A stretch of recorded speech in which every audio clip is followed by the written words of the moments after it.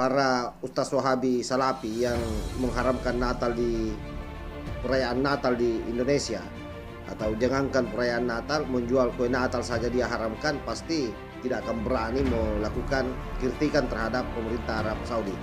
Hal ini juga ditegaskan oleh Gus Islah Bahrawi, dan pesan ini cukup kuat mengarah kepada Ustaz Salafi Wahabi. Ada nggak Ustaz Salafi Wahabi yang berani menghujat pemerintah kerajaan Arab Saudi? Saya tantang, berani nggak? Nggak bakal berani. Sungguh anomali orang-orang Salafi Wahabi di Saudi maupun di sini masih mengharapkan peringatan Maulid, sementara Natal sudah diperbolehkan. Suatu saat pemerintah kerajaan Arab Saudi akan memperbolehkan peringatan Maulid. Saya yakin itu. Saya tunggu reaksi orang-orang penganut Salafi Wahabi yang mengharamkan Maulid di Indonesia. Kalau tidak mau Salafi Wahabi ini berkembang di Indonesia, tentu hal yang harus juga dilakukan adalah bagaimana secara politik mereka kita lemahkan. Dan Anda tahu, seluruh ustaz-ustaz pentolan-pentolan Wahabi Salafi itu sangat dekat dengan salah satu capres. Bahkan mereka sudah silaturahim memberikan dukungan terhadap salah satu capres yang sudah dideklarasikan oleh Partai Nasdem. Siapa lagi kalau bukan Anies Baswedan. Yang waras tidak boleh mengalah terhadap mereka para pencoleng agama yang menjadikan agama sebagai alat politik.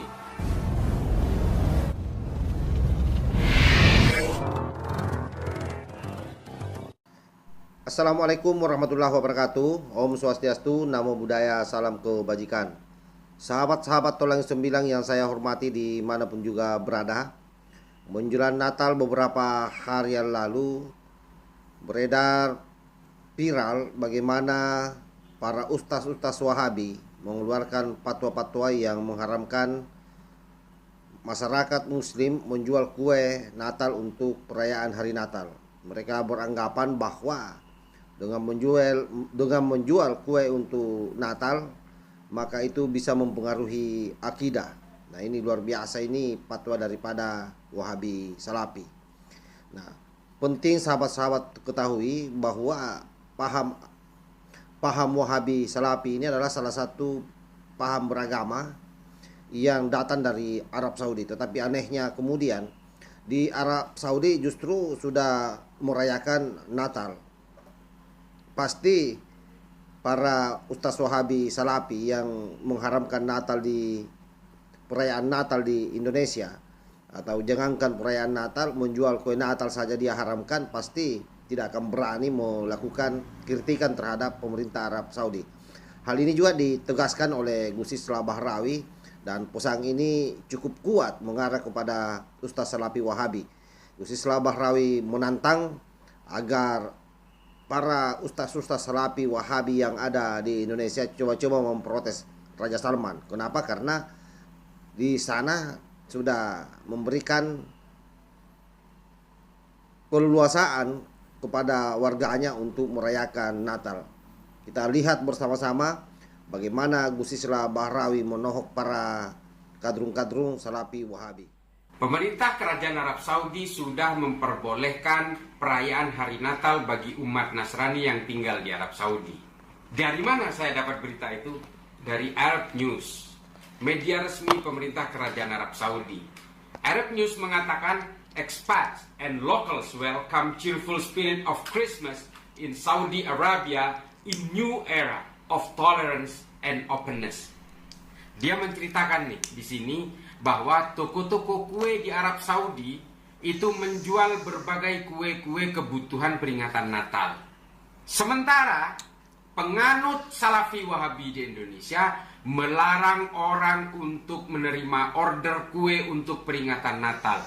Coba dibayangkan, alasannya itu mengganggu akidah.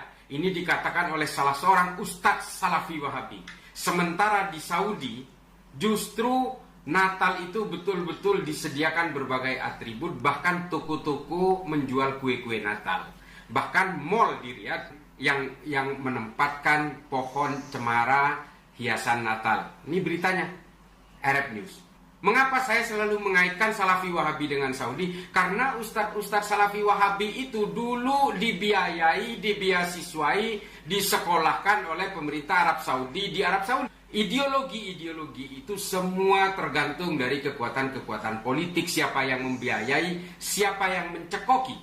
Salafi Wahabi hari ini betul-betul merasa kebingungan karena ternyata Saudi sudah berubah, Saudi sudah terbuka. Pangeran Muhammad bin Salman sudah sadar akan kesalahan-kesalahan yang dilakukan oleh para ulama Salafi Wahabi Saudi yang sejak dulu membangga-banggakan bahwa dia adalah penganut Islam yang paling otentik. Tapi hari ini semuanya dirubah.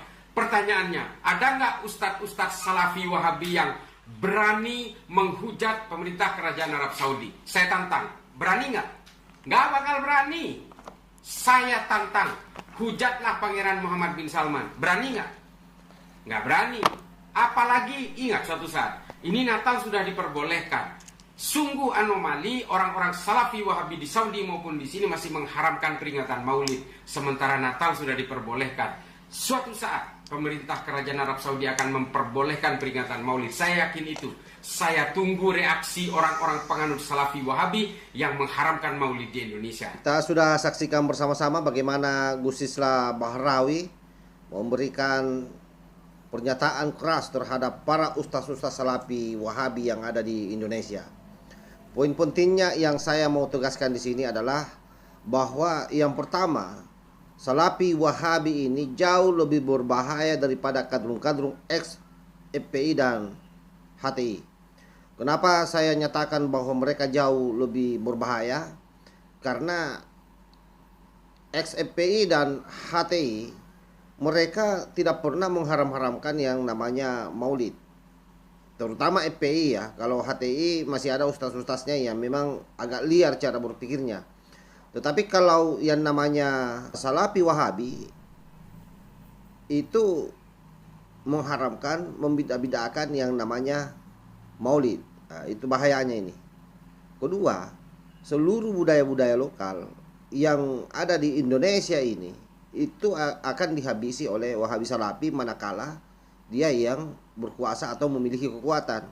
Kenapa dia melakukan itu? Karena pijakannya adalah pemurnian agama, pemurnian ajaran agama Islam. Jadi pikirannya itu dia mau bawa kita beratus-ratus tahun ke belakang, beribu-ribu tahun ke belakang.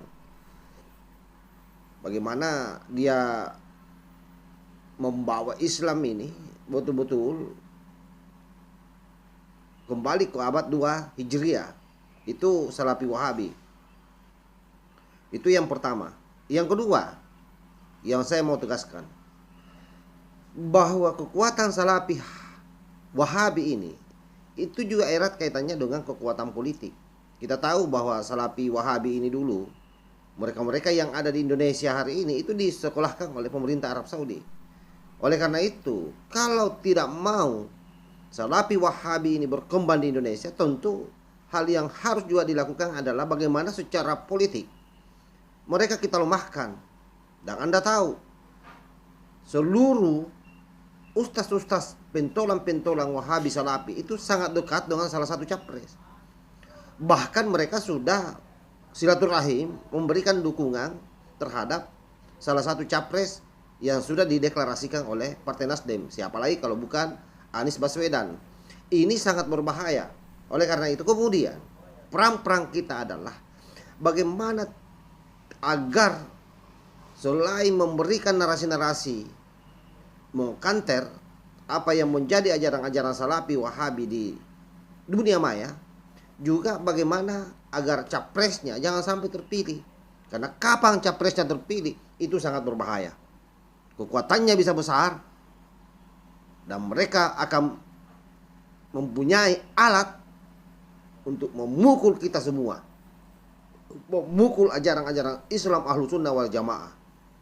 Dan itu sudah terbukti di mana-mana. Coba perhatikan yang bupatinya datang dari Salafi Wahabi.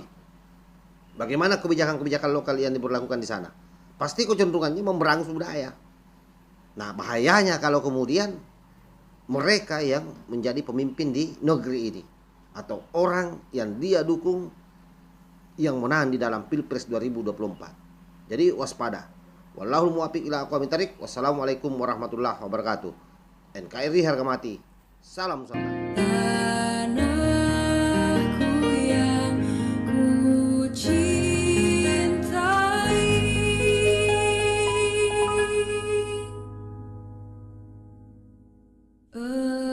kau.